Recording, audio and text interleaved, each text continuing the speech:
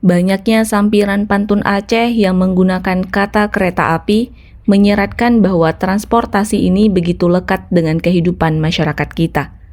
Lebih dari 100 tahun, moda angkutan darat ini merajai pantai utara timur Aceh, sehingga kereta api dan dinamikanya menyusup sampai ke dalam hikayat dan sastra Aceh.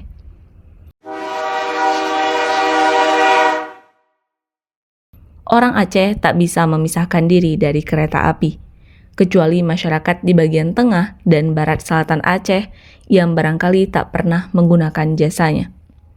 Sebab di belahan sana, Belanda hanya membangun jalan tak beraspal dan tidak terdapat rel kereta api. Namun meski begitu, Aceh cukup beruntung karena tak semua provinsi di Sumatera memiliki jaringan kereta api.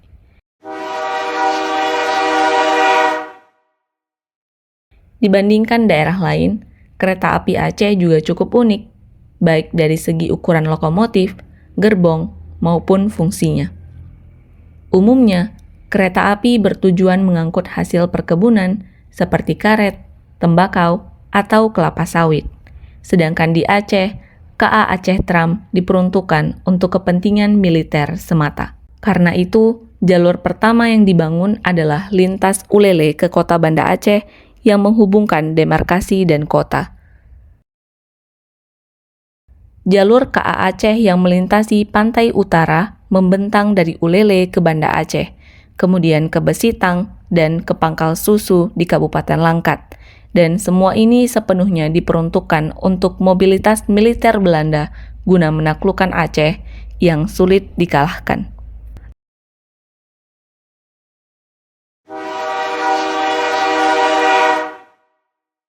Setelah Indonesia merdeka, kereta api di Aceh segera berubah fungsi, yaitu sebagai penunjang ekonomi, sosial, dan politik yang begitu besar.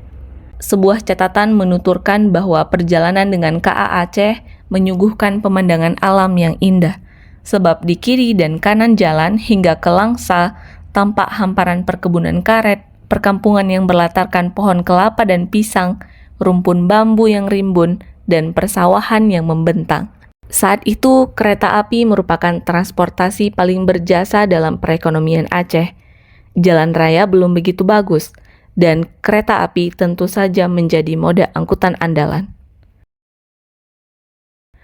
Para pedagang yang bolak-balik antara Medan dan Banda Aceh sudah tentu menggunakan kereta api, baik untuk membawa hasil bumi Aceh ke Medan, maupun membawa barang-barang kelontong dari Medan ke kota-kota sepanjang jalur ini.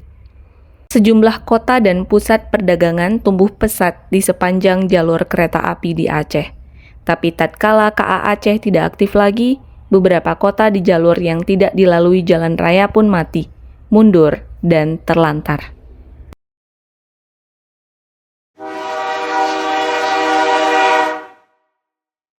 Pertengahan dekade 70-an merupakan masa-masa KA Aceh yang menggunakan mesin uap menyelesaikan debutnya. Lalu KA Diesel pun diperkenalkan dan mulai melayani rute pendek karena keterbatasan lokomotif dan gerbong. Rute baru ini misalnya Lok Semawe Kuala Simpang untuk arah timur dan Lok Semawe Sigli untuk arah barat. Sedangkan jalur Sigli Banda Aceh serta merta terhenti dari lalu lalang kereta api. Era KA Diesel seolah membawa nafas baru bagi Aceh pada 1971, dan tentu saja rakyat Aceh menyambutnya dengan gembira. Era baru ini bermakna tidak ada lagi hutan-hutan bakau Aceh, terutama di kawasan Simpang Ulim yang terus ditebang untuk mengisi perut kuda besi. Namun ironis, KA Diesel di Aceh tak bertahan lama. Lokomotif yang berukuran kecil dan ringan ternyata mudah terbalik dan anjlok. Kemajuan KA ternyata tak diiringi dengan perbaikan rel yang sudah berusia tua, yang bantalannya pun masih menggunakan kayu.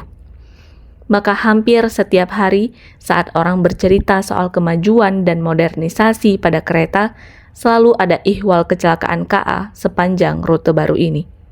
Karena persoalan ini ditambah permasalahan lain yang dihadapi manajemen.